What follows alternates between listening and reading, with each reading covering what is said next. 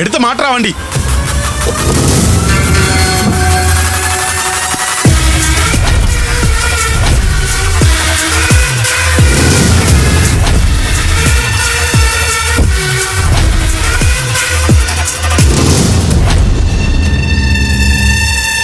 നിന്നോടടുത്ത് മാറ്റാനല്ലടാ പറഞ്ഞത്.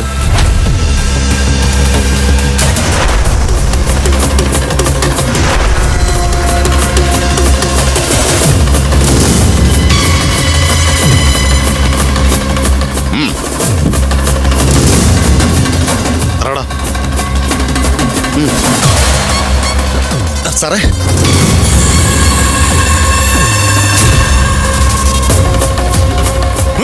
എടാ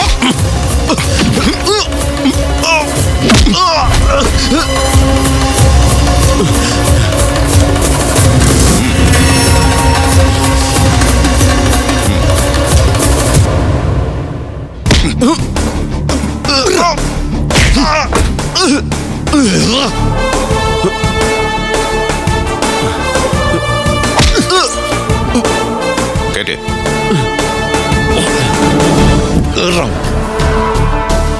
പോടാ.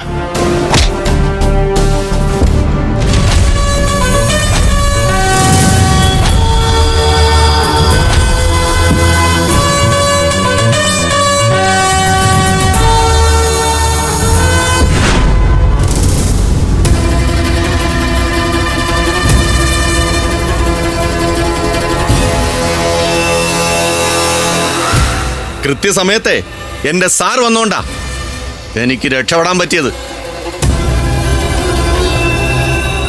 ആരാ ഹരീഷിനെ തട്ടിക്കൊണ്ടുപോയത്? അങ്ങോട്ട് പറഞ്ഞു കൊടുക്കടാ, പറഞ്ഞു കൊടുക്കടാ, അങ്ങോട്ട് പറഞ്ഞു കൊടുക്കടാ അങ്ങോട്ട്.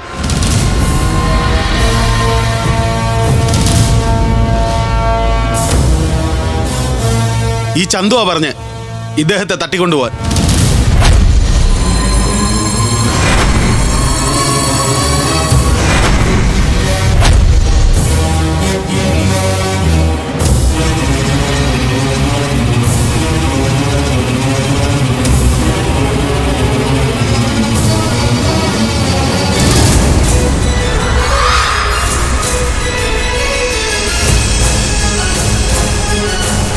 എപ്പോഴാണ് ഞാൻ പറഞ്ഞത് ഹരീഷിനെ തട്ടിക്കൊണ്ടുപോവാൻ? വേണ്ട വേണ്ട, നീ തന്നെടാ പറഞ്ഞേ എന്നെ തട്ടിക്കൊണ്ടുപോവാൻ.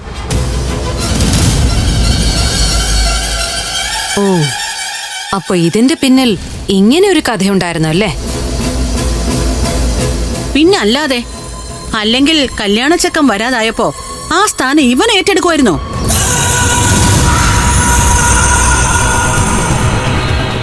ഇടി, ഇനിയൊരക്ഷരം മിണ്ടിയ നിന്നെ ഞാൻ. നിങ്ങൾ എന്തിനാ പത്മാവതിയോട് ചൂടാവുന്നേ? ഹരീഷിനെ തട്ടിക്കൊണ്ടു പോകാനായിട്ട് ചന്തു ഏർപ്പാടാക്കിയവനാ ഈ സത്യങ്ങൾ മുഴുവൻ പറഞ്ഞത്. ചന്തു തന്നെ ഇതിനൊക്കെ കാരണക്കാരൻ. പിന്നെ മറ്റുള്ളവരെ എന്തിനാ ഇങ്ങനെ പഴിക്കുന്നേ? ഏതായാലും എന്റെ മകൻ കൃത്യസമയത്ത് എത്തിയല്ലോ. ഇനി കാര്യങ്ങൾ മുറ പോലെ നടക്കട്ടെ. അച്ഛൻ എന്തൊക്കെയാ പറയുന്നേ? ഞാൻ ഒരു നിമിഷം വൈകിയിരുന്നെങ്കിൽ മാനുവിന്റെ കഴുത്തിൽ താലി കെട്ടത്തില്ലായിരുന്നോ? കെട്ടത്തില്ലായിരുന്നു മോനെ. അങ്ങനെയൊന്നും സംഭവിച്ചില്ലല്ലോ മോനെ. നീ കൃത്യസമയത്ത് തന്നെ വന്നല്ലോ.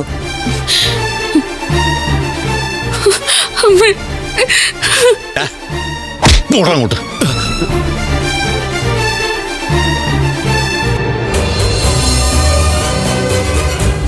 മോനെ, ചന്തുവിന് എല്ലാരും കൂടെ നിർബന്ധിച്ചിട്ടാ ചന്തു അനുവിനെ കെട്ടാൻ തയ്യാറായത്. അച്ഛാ, അതൊക്കെ അവന്റെ ഡ്രാമയാണെന്ന്. ഉറുക്കന്റെ ബുദ്ധി അവന്. മറ്റുള്ളവരുടെ മുമ്പിൽ അങ്ങ് നിരപരാധി ചമഞ്ഞിട്ടേ അവൻ ഇതല്ല ഇതിന്റെ അപ്പുറം ചെയ്യും. മോനെ,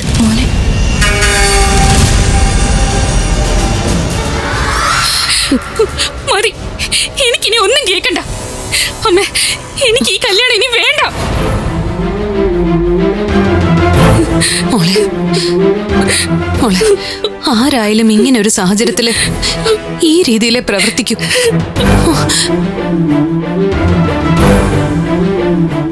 എന്റെ മോള് എല്ലാവരും വിഷമിപ്പിക്കാതെ അങ്ങോട്ട് ചെന്നിരിക്കെ. മോളെ,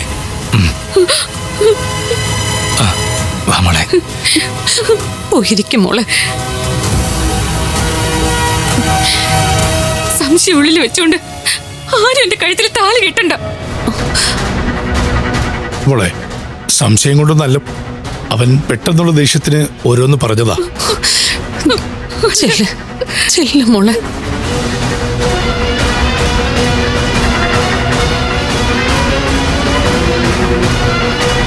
ഹരി, മുഹൂർത്തം കഴിയാറായി. ഈശ്വരന്റെ മനസ്സിൽ വിചാരിച്ച് കയറിയിരിക്കേ. ഞാൻ പറയുന്നത് കേക്ക് മോനെ. പറയുന്ന കേക്ക്. കയറിയിരിക്കേ. ഇരിക്കേ. ചെല്ലേ.